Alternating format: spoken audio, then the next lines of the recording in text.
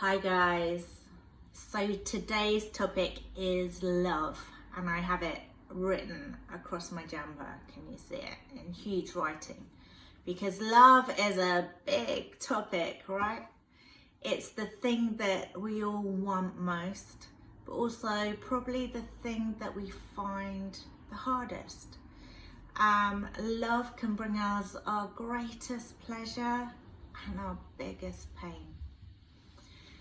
So many of my clients come to me after years of having unfulfilling, unhappy, unhealthy, even toxic relationships.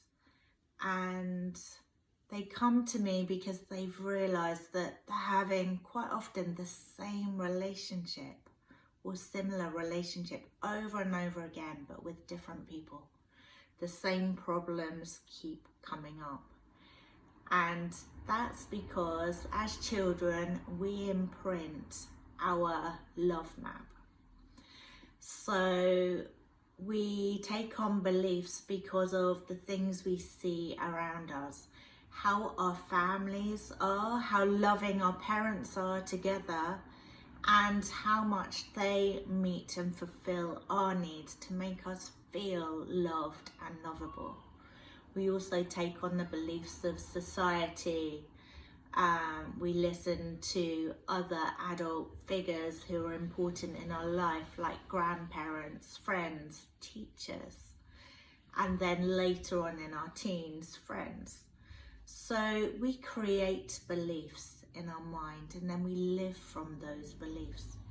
So if we grew up in a loving, perfectly beautiful environment, then we're going to have a beautifully loving love map, which will show us exactly the road to take, and that's wonderful.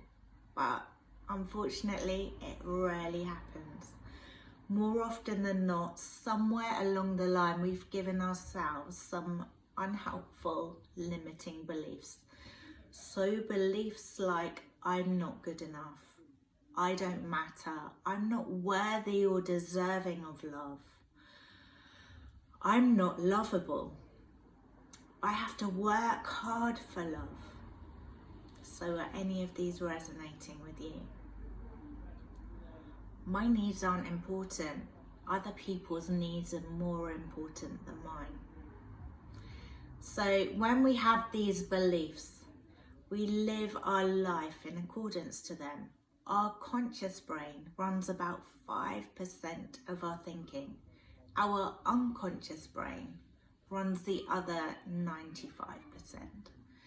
So we may consciously think we're going to behave in a certain way, but subconsciously, those old beliefs are always running our life until we pull them out, kind of dangle them in front like a carrot, have a look at it, examine it, reevaluate it and think, okay, it made sense why at 5 I thought I didn't matter, I thought I wasn't important, but now actually at 45 it doesn't really make any sense. I'm gonna let that go. And so that's how we retrain our mind, retrain our brain to work with us and for us. So if you are having unhappy, unhealthy, unfulfilling relationships, I invite you just to look at the patterns and see where they came from. See if you can recognize it. Often we can look and realize that we've been dating our mother or father. So the way they behave to us is often the way our partner behaves to us. So for example, until I realized where I was, my patterns, I was people pleasing. I was putting others' needs ahead of mine, and then I used to feel massively depleted, unappreciated and unloved. And when I unpacked this old story, I realised I was dating my mother, who was impossible to please no matter how hard. So now I know that, and now I recognise that, I know not to step into those relationships. I've also firmed up my boundaries and worked on my own self-esteem, self-worth to strengthen my own love for myself so that I'm now able to give love without needing love. So this is some of the things that looking at your old relationship patterns can do for you.